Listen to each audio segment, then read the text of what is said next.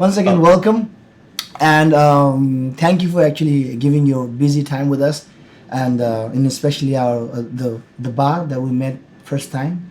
Actually, this is the first time we met here. First time. Yeah, that's right. Yeah, in the I airport. think. No, it was definitely. I think it was here actually. It was here, right? It was Yeah. definitely here first. Yeah. Almost more than 3-4 years Yeah, ago. more Yeah, than actually. 3 years, man. We still young. I don't know about you, but I'm Oh. still young. I still feel young, so thank you so much. Yeah.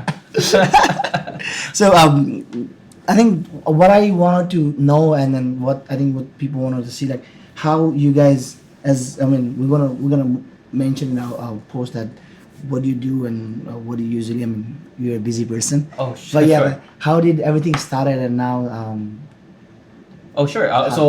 Should I introduce yeah, myself yeah, first, yeah, like sure. to the? No. So first of all, to your viewers out there, my name is Jonathan Song. I'm the global director for Plaza Premium Group for business development for Plaza Premium Group. So what is Plaza Premium Group? Like, we are a company that has been started 25 years ago. We started our first operations in Hong Kong. We are a global airport hospitality company. Many of you, actually, especially those Yeah. in Hong Kong, will know us as Plaza Premium Lounge. That is our first lounge concept. So that's where we started off. So a Plaza Premium Lounge. So, but before I talk about the detail of Yeah, Plaza yeah, Premium no. Lounge, let me share with you a little bit of the origin. Yeah. So actually, this company is my family's company. My father actually started the company over almost 25 years ago. And 25 years ago, there was no such thing as what we call today an independent airport lounge. So in the past, when you think about travel, Yes. only lounges are only for first class or business class people, right? So you have to be first class, business class to enter into an airline lounge. So what my father did 25 years ago, he used to be working in the finance industry Yeah. back in the day. And he used to be enjoying all the perks of travel. Again, he traveled business class. He Yes. has lounges. He has car, limousine. He has everything. All those perks. But when he quit his job in the finance industry, he immediately lost all those perks. He's like, Yeah. so he no longer flew business class. He flew economy class. But so he no longer had the status to go and enter into the business class lounges in the airline business class lounges. So he felt like, wait a minute. That's not right. It's not. I can still make money. Why can't I go into a airline lounge? That doesn't make sense. Then he had a eureka moment. He's like, wait a minute, eureka. If you look into a full board of the plane, Yeah. 20% of the plane is first class, business class, 20% only. and only 20%. But 80% is economy class. Are you telling me that out of the 80%, there are no one that is willing to pay some monies to enter into a lounge to enjoy the space? So he proved this concept and said, hey, actually there are people out there who are going to pay money out of their pocket to enjoy lounge services. So that's where they did the first one in Hong Kong. So that's why we come up with the first Plaza Premium Lounge. Plaza Premium Lounge, right? That's no, right. I think what I understand in my point of view also, you guys try to tap into the market that actually that time 25 years ago, right? Yes, that correct. was a seen a future, and now getting back to this time is not only about the what you guys provided is. The service also is very important. You always talk about service is very important in our 100%. industry. It's F&B, right? For sure. Yep. I mean, like we're in a similar industry actually, if not the same. Yeah. But the only difference is that we're located not in downtown, but we're located in the airport. Airport. People in the past like always think of airports just like a transportation hub. You go there just to fly from point A to point B. But especially over the past few years, it's no longer just about being flying from one airport to another. It's all about an experience. Everyone's kind of putting more emphasis on it. I mean, think about it. Hong Kong International Airport. Look at all the changes that they're doing. I'm sure you flew quite recently. Yeah. Look at all the great renovation that they're Yeah. doing. It's pretty sweet. Yeah. Look at Singapore, Changi International Airport. Butterfly gardens, cinemas, Insane, waterfall. man. Insane, yeah. I know. So like, you must ask yourself like, hey, what are these guys doing? Why are they doing this? Well, it's very simple and very clear.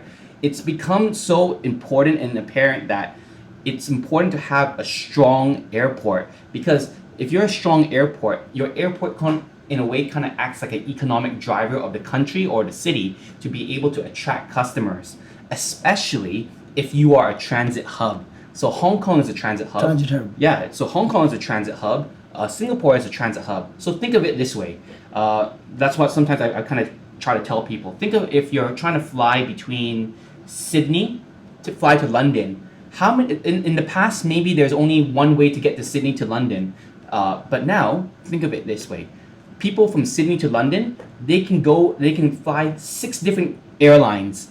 They have so many choices to fly just to go from Sydney to London. They can go via Hong Kong, via Bangkok, via Singapore, via Japan, via the Middle East in Abu Dhabi, Dubai, via Istanbul, you name it. There's all so many different. So nowadays, airlines are thinking, and also are like, they cannot just compete on price. Price is only one factor. Yeah, one factor. They have to compete on the non-price sensitive kind of experiences, and that's where the airport comes in. So this is where this is why a lot of airports try to compete with each other to make sure that they have good experiences, and we're just one of the many partners to be able to help and support the airports to make it a more attractive proposition for guests to travel and into that airport respectively. I think the first time I found out about from you actually how many, there's a number before COVID. Yeah. Every year, how many people actually come from through there? So actually, prior to COVID, definitely, at our peak at one point, we were taking care of around 26 million guests a year. In Hong Kong. 26 million all over the world. All over the world. Because like we have multiple stations all over. So we operate in today now we operate in almost over 80 international airports with around over 280 outlets worldwide. So we've expanded quite widely, but not just in lounges, but in other services all across the airport vertical. Yeah. No, but I was gonna ask, how many people actually use Hong Kong airport every year before COVID? That was like 70 million? Yeah, it was as high as, if I'm not mistaken, like around 75 million. Yeah. It was at its peak around 75 million, around that figure, or 78 million. And that was like its peak, and it was going to continue growing, prior to COVID in 2019.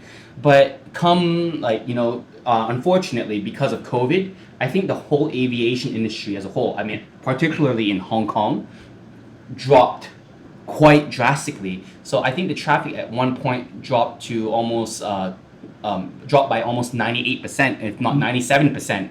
That time because of COVID, right?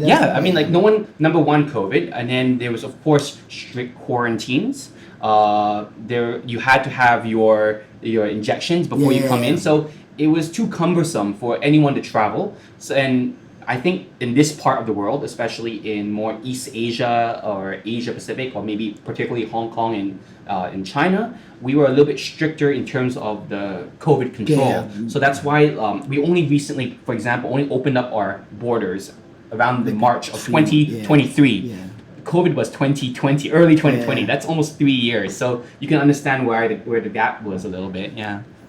Man, that was a huge jump from 98. Now I hope and I believe things have changed, and we kind of getting normal.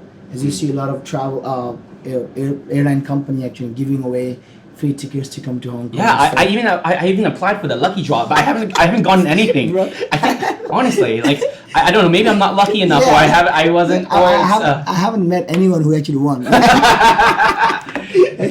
Well, who knows? Maybe tomorrow we'll be lucky. Tomorrow we'll be lucky.